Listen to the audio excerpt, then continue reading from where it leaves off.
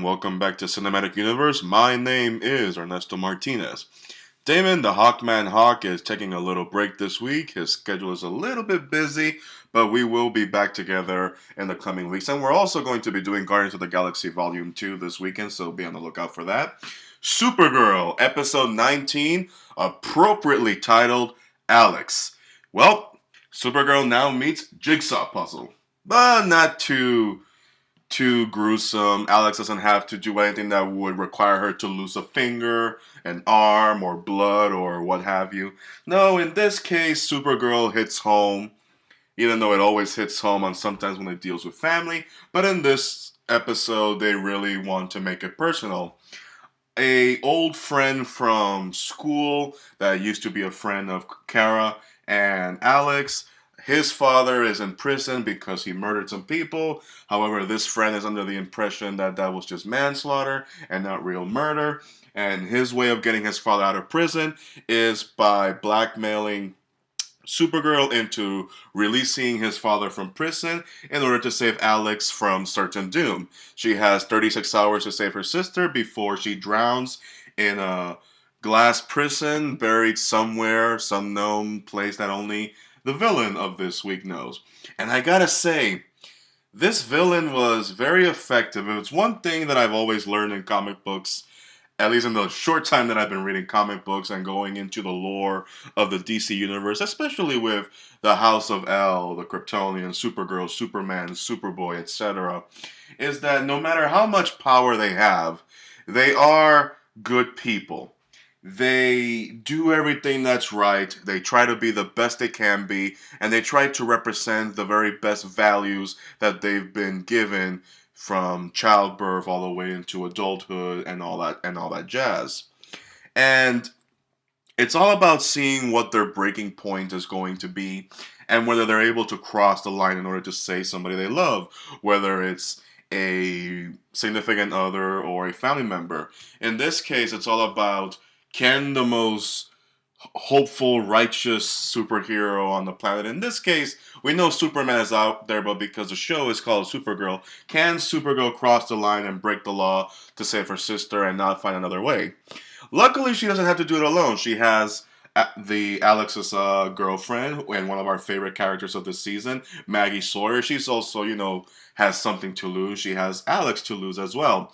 And there are a few things that they teach in this episode, and something that they have been teaching throughout the whole 2 seasons, if you have been paying attention. This episode features, in the opening, Maggie Sawyer trying to negotiate an exchange between some prisoners and a bank robbery, and then Supergirl swoops in Supergirl fashion, the same way Superman does in his comics, and he takes the bank robbers and they apprehend them, and, everything should be fine, right? No, in this case, it's one of those things that, it's expected to happen in a world where superheroes live and people who are more mundane and mortal can't do anything more than just be what they are, mundane and mortal. And Maggie has an issue that Supergirl needs to learn, that she can't always rush in there and punch things and solve things. Sometimes she has to take time, be patient, and be able to, negotiate, be able to think things through. And that's one of the themes that they throw around here in this series. Another thing that's been a heavy theme is family. In this case, fathers. In this case, mothers. We have the subplot with Lena, Luthor, and Rhea, Mon-El's mother. And they're talking about how their family was, how Rhea lost her son because of a girl that she didn't like, and then it ruined her, which causes the death of her husband, which we all know what really happened.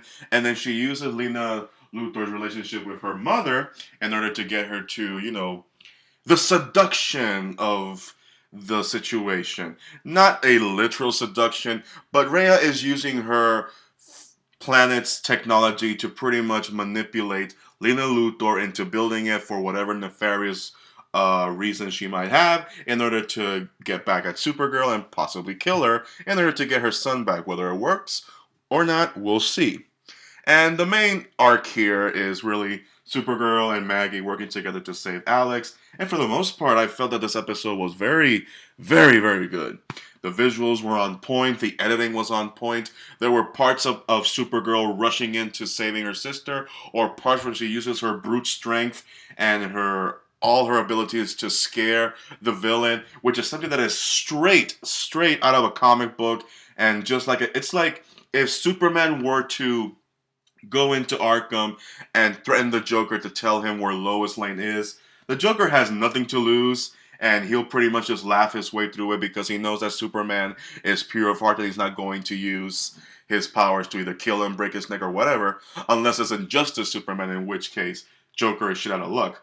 But overall, it's all about people working together for their loved ones, and for loved ones to see the good things in their life and not let it ruin themselves by hatred and greed and all that stuff. So this is another win for the series. I believe that the season 2 is showing one of the strongest writing since season 1. It's definitely becoming an improvement since season 1, and I can't wait to see for more episodes. We've been teased at more Superman mythological lore coming into the series, and I can't wait to see it.